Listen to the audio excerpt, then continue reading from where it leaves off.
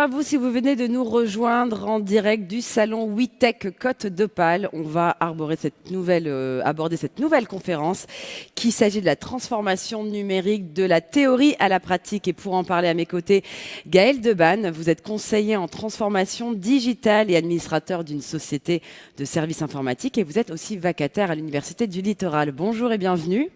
Bonjour.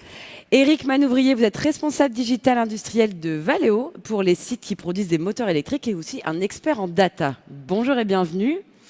Et enfin, Ingrid Dallouin, vous êtes référente de la transformation et transition numérique au sein de HD FID. Et bienvenue à vous trois. Bonjour.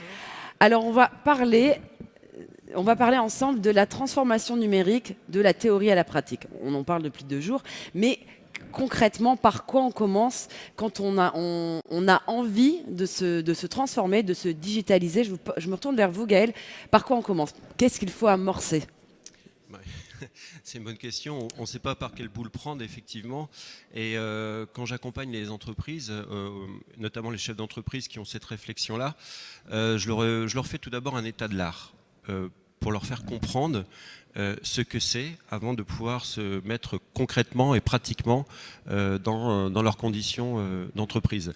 Il faut savoir déjà que la révolution numérique qu'on vit, c'est une révolution dite silencieuse par rapport aux révolutions industrielles qu'on a pu connaître.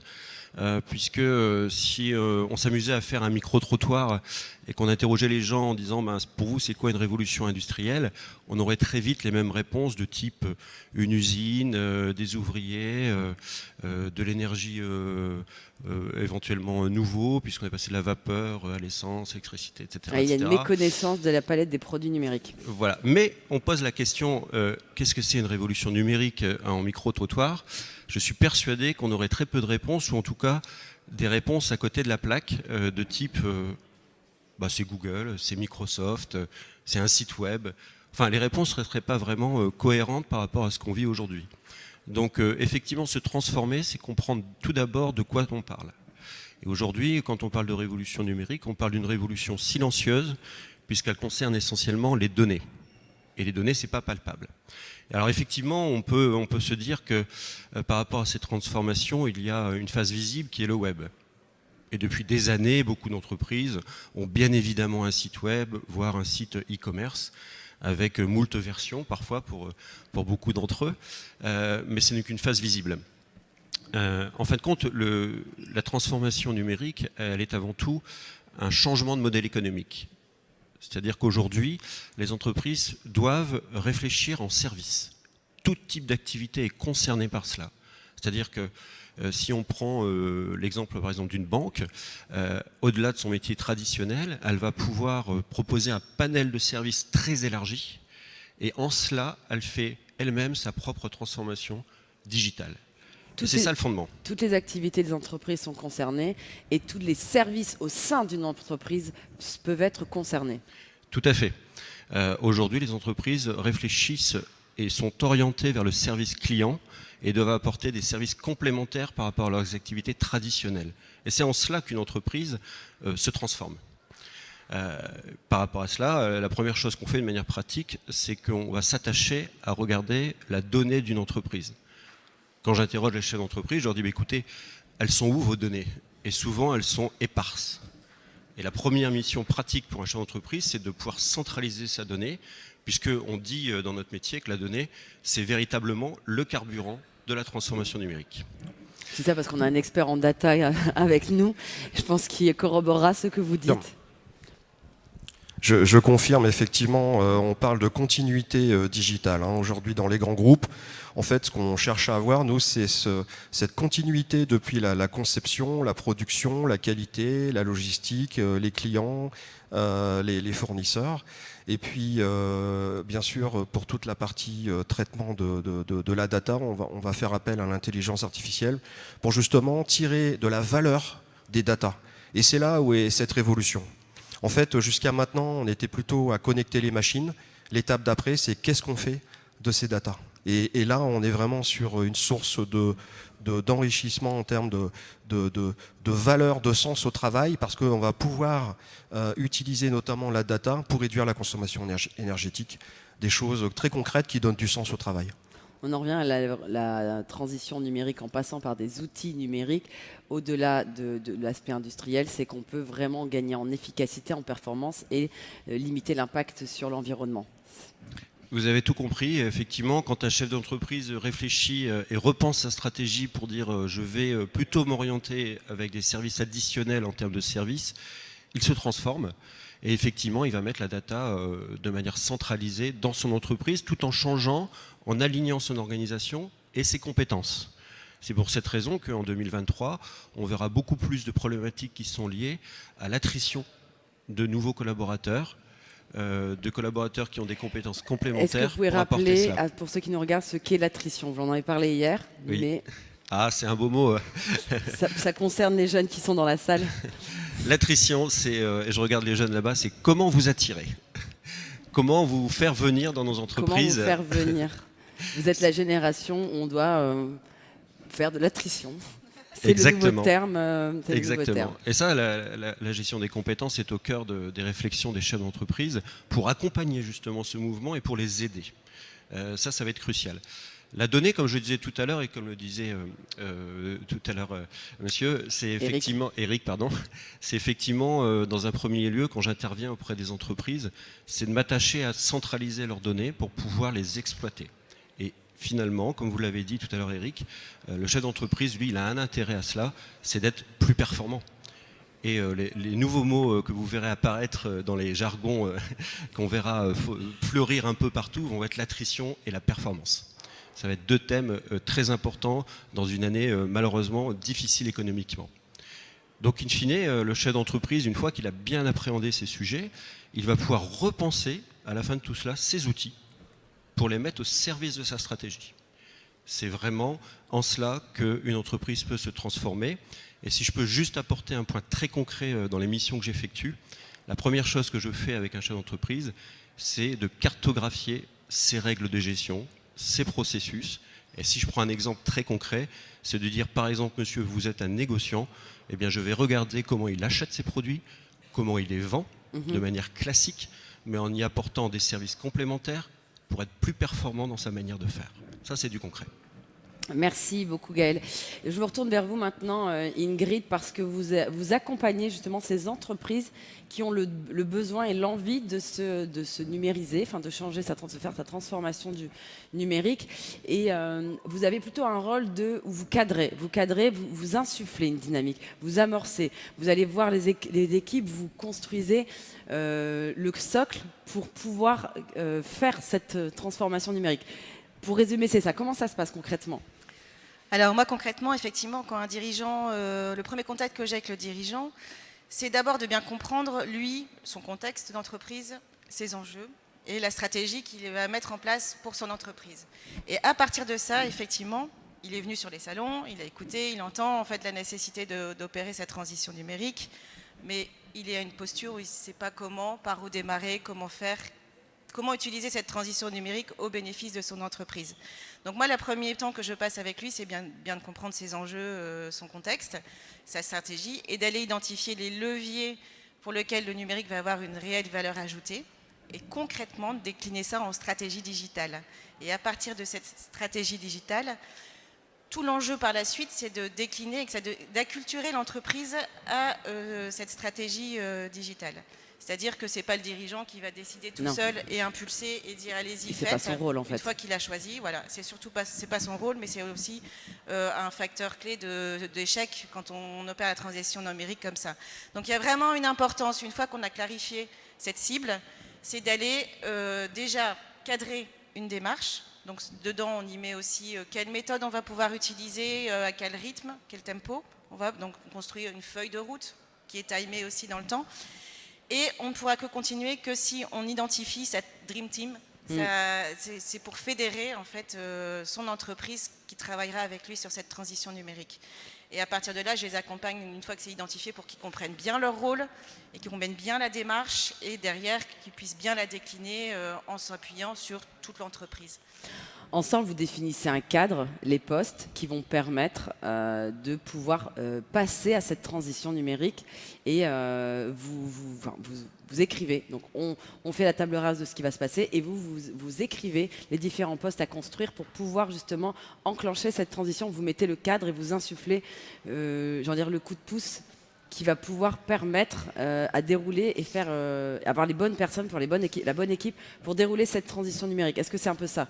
Non, alors la nuance, c'est que c'est pas sur les postes à construire, c'est qu'on va partir de l'activité dans son contexte de l'entreprise. Est-ce qu'elle est au clair sur ses process, sur ses processus et les compétences qui réalisent ces processus? Et une fois que tout ça est bien posé et bien clarifié pour l'entreprise, là, effectivement, on identifie les ressources qui vont pouvoir travailler sur cette transition numérique au service des métiers. Donc c'est important qu'on travaille avec les personnes de métier et qui vont pouvoir décliner la transition numérique en transverse, qu'on disait tout à l'heure, ça concerne tous les métiers de l'entreprise. Donc l'important, c'est bien d'embarquer dans le projet tous les métiers de l'entreprise. Vous voulez rajouter quelque chose, Gaël? Oui, tout à fait. Et je voulais faire une petite transition pour Eric parce que ce que je constate depuis 2-3 ans, c'est qu'auparavant, ces chefs d'entreprise, on parle d'entreprises de 4 personnes, de 10 personnes, de 50 personnes, on parle des TPE, de PME, avaient un discours de dire « mais tout ça, c'est pas pour moi. Moi, je suis pas un grand groupe, j'ai pas besoin de tout ça. » Mais là, ils se rendent compte et ils prennent conscience qu'ils n'ont pas le choix. Et en cela, je pense que le témoignage d'Eric est intéressant puisque ce qui s'est passé en termes de maturité dans un groupe comme Valeo n'est pas forcément inabordable demain pour une PME au regard des nouveaux outils qui sont portés par le marché et qui sont aujourd'hui très abordables pour ces chefs d'entreprise. C'est vrai que vous avez cela en tête. Hein. Oui, tout à fait. Donc, je rejoins totalement Ingrid déjà sur la façon de procéder et sur la remarque qui vient d'être faite. Moi, je pense qu'aujourd'hui, ce qu'il faut avoir en tête, c'est qu'il faut être très pragmatique quand on fait du digital. La transformation digitale est profondément humaine. Donc ça veut dire que là, je vous rejoins totalement. On va vraiment travailler avec les gens du métier, donc sur le terrain, pour leur amener des outils qui vont améliorer justement tous les sujets de performance et puis de consommation énergétique au niveau du terrain. Et puis en fait, je pense qu'il y a quelque chose qui est transversalisable des grands groupes vers les PME, c'est un peu un cercle vertueux, c'est-à-dire qu'il faut avoir les idées claires, c'est-à-dire qu'on va avoir une espèce de top-down, c'est-à-dire que le chef d'entreprise va clarifier une roadmap, des budgets, des ressources au niveau de ce qu'il souhaite faire sur le terrain. Et à contrario, ce qui est très important, c'est qu'avec justement les gens du métier et tous ceux qui travaillent sur le terrain, on va identifier un besoin, ce qu'on appelle un proof of concept. On va essayer de faire matcher ce besoin avec des solutions digitales qui existent. Et en fait, ce qui va faire qu'on va avoir quelque chose qui va marcher, c'est on va pratiquer, on va voir si ça marche, et si ça marche, on a un succès qui va refaire du bottom-up. C'est-à-dire qu'on va dire au PDG, regardez, ça marche. On le remonte, et là maintenant, on va pouvoir alimenter ce cercle vertueux, c'est-à-dire j'ai les idées claires, j'ai ma stratégie, je fais mon POC, le Proof of Concept, ça marche, on revient là-haut, et on dit, on peut même, alors à l'échelle d'un grand groupe, ce qu'on rajoute, c'est on va packager la solution pour la diffuser sur les autres sites. C'est ce que font Michelin, tous nos confrères de Schneider, etc. C'est-à-dire qu'on a une démarche très pragmatique sur le terrain. Quand ça marche, on le généralise. On intègre également la cybersécurité, qui est aujourd'hui un élément important de cette scalability, donc c'est-à-dire la mise à l'échelle. Mais la stratégie, elle est tout à fait transversalisable. Et je vous rejoins sur la partie métier. Ce que je voudrais faire passer comme message aux jeunes, c'est on recherche de plus en plus des profils hybrides, donc orientés technique et data. Donc mon message, c'est coder en Python, faites de la data science, et continuez à faire de la technique et venez dans nos usines. On l'a vu hier justement, il y avait une conférence qui était le numérique pour tous et on a parlé des différentes formations, des besoins, des compétences qui vont être recherchées aujourd'hui et demain et que c'est ouvert à tous sans prérequis, même pour des reconversions professionnelles. Le numérique, il est vraiment ouvert parce que comme vous venez de le dire, Eric, c'est qu'on va en avoir besoin. Oui, et en fait, je le disais, moi, ce que j'aime bien avec le numérique, c'est qu'on peut aussi résoudre des problèmes qu'on n'arrive pas à résoudre avec des solutions classiques, traditionnelles. Une fois de plus, on parle tous de mesures énergétiques, mais si vous n'avez pas la possibilité de la quantifier, vous ne pouvez pas la baisser. Et donc, on a besoin d'avoir la data, en fait. Et une fois que vous avez la data, il y a plein de choses qui existent pour trouver des choses simples. Mais quelquefois, la data vision suffit. Il n'y a pas besoin d'aller très loin. Une simple courbe peut vous éclairer sur un plan d'action sur le terrain. Le temps réel est quelque chose d'important également aujourd'hui. C'est cette vision où on sait tout en permanence et on peut aider en réel tout de suite sur le terrain. On n'attend pas demain. Donc ça, c'est des notions importantes avec le digital. Et on peut relever, et ça c'est important aussi, on peut relever des défis qu'on n'arrive pas à relever avec des méthodes traditionnelles. Oui. Un exemple très concret de ce que vient de dire Eric. Une entreprise de BTP de 15 personnes doit suivre la rentabilité de ses chantiers, évidemment. Et grâce à la data, une entreprise, en faisant saisir ses temps au jour le jour de ses conducteurs de travaux ou de ces personnes opérant sur le chantier, a en temps réel, au jour J, la rentabilité d'un chantier dans son avancement. C'est extraordinaire en termes de visibilité pour un patron de BTP. Voilà, c'est du concret, ça. Je suis d'accord. Alors, pour résumer, une entreprise, donc on va rester sur l'exemple de l'entreprise de BTP qui a de la data, qui pourrait s'en servir justement pour rentabiliser et réorganiser son entreprise et les plannings, admettons. Par contre, moi, je suis une entreprise de BTP, je sais que j'ai un potentiel data. Je ne sais pas la manipuler, je ne sais pas extraire les données, en tout cas les comprendre avec un algorithme. Donc là où le numérique intervient, c'est d'avoir un outil de gestion qui va gérer cette data pour en sortir les besoins qu'on aura mis avant. C'est ça. C'est exactement ça. C'est disposer d'un outil qu'on appelle souvent dans notre jargon un ERP, mais un outil centralisé qui va permettre, dans ce cas très concret, d'avoir des personnes sur le terrain qui, sur une tablette ou sur leur téléphone, vont saisir leur temps ou leur fiche d'intervention chez des clients et qui en temps réel sera accessible à n'importe quelle distance à ce chef d'entreprise pour piloter son entreprise. Ok, je suis d'entreprise, j'ai besoin d'un ERP. Comment je fais, Ingrid? J'ai identifié les besoins. Vers qui je me tourne pour mettre en place ce type de logiciel, ce type d'outil numérique?